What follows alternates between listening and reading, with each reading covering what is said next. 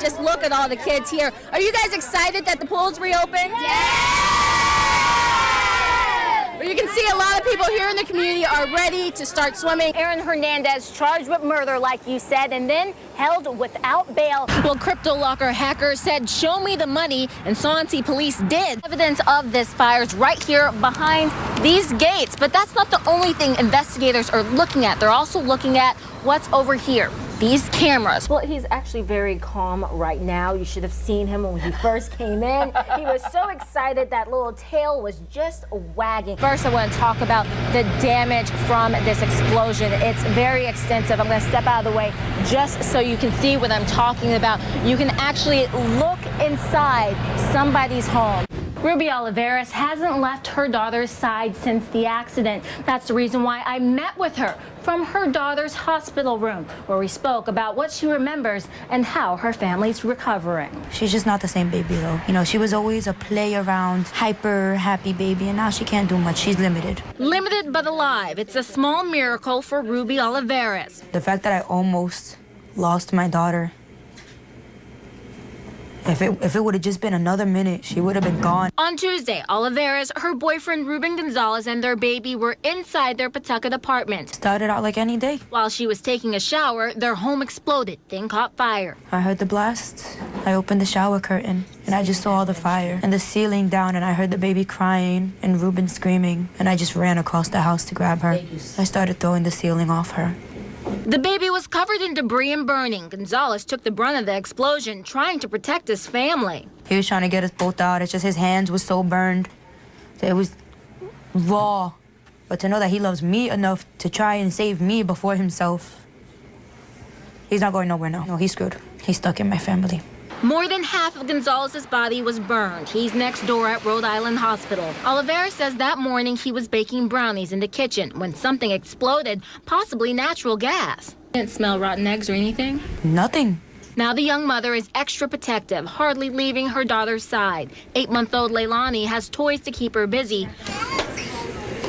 But the baby can't leave until her burns heal. Thankfully, no surgeries. Seeing her baby injured is torture. It's really hard. It's really hard. But Leilani is still here, unlike their home. Memories that I'll never get back. The baby's favorite things. Everything was there. Now she holds on to the simple joys. She jumps in her crib and she gives us pow-pow. Pow-pow. Little miracles to help her family recover. Family and friends are stepping in, hosting a donation drive tomorrow to help. Sierra Putman, NBC 10 News. It's not fair. That's what Hernandez's defense attorney said today in court, but the magistrate says, like it or not, this is the way things go. Aaron Hernandez's arraignment started like most, but ended with his defense team accusing the prosecution of trying to taint the jury pool. It's not fair.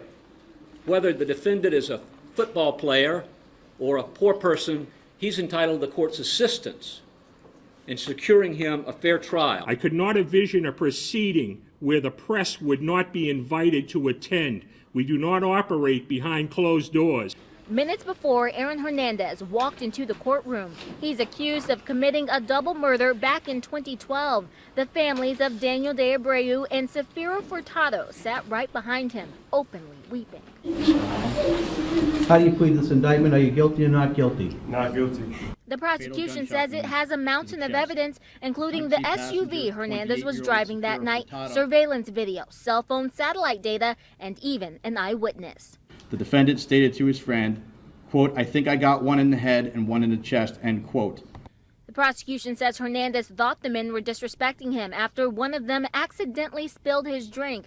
They say the slight caused Hernandez to follow and open fire on the men. The defendant immediately fired at least 5 rounds from a .38 caliber revolver into the victim's car. Hernandez is currently locked up for the 2013 murder of Odin Lloyd. Despite multiple pending murder cases, the former tight end's girlfriend was in court standing by the father of her child, watching his defense team try to protect him. We don't ask to be treated differently. Just give us a fair trial. He's due back in a courtroom on June 24th. Reporting in Boston, Sierra Putman, NBC 10 News. Sierra? Well, if you think about it, 50 states is pretty impressive. And today, 87-year-old Emily Schaefer's daughter and 2 granddaughters were there at the state capitol to help mark the occasion. and a pretty capital? It really is. Take the compliment, Rhode Island. 87-year-old Emily Schaefer's seen the 49 other states. With this visit to Providence, she's now been to all 50. We've been to Missouri and Illinois, Wisconsin, Texas. It's a goal she's had since before her grandchildren were born. Every summer we took a vacation somewhere different. She had a journal. We kept track of all the states that we'd been in. Some of them we just cut the corners of or maybe just drove through, but they were all checked off the list. Schaefer almost made it to Rhode Island years ago, but her husband wouldn't make the detour. That's right. He said, oh, sometime we'll make that trip. But no. The 87-year-old was born here in South Dakota. Then she moved to Nebraska. It took decades, but she finally made it to 49 states on her own. But she needed help to get to the 50th, right here in Rhode Island. Her granddaughter, Katie Pritchard, made it happen. Yes, I just graduated from college, and this was the first trip I wanted to take. And she did. And she said, I'll get you there, Grandma. I feel wonderful. Seeing the excitement is priceless, especially now Schaefer's diagnosed with Alzheimer's disease. It's an ugly disease. It's an ugly, ugly disease. During the trip, you can see the signs. But I have to remember what state this is. Rhode Island. We wanted to be sure and get her here before, while she could still enjoy it. Enjoy she did. Do you want a picture in front of the Capitol? I would really like that. Pictures like these will serve as reminders of this milestone, no matter this grandmother's state of mind. Say it again and smile this time. Rhode Island. Rhode Island. And the 3 generations of women are staying in Newport after visiting the Capitol today. They also decided to stop by Brown University. Sierra Putman, NBC 10 News.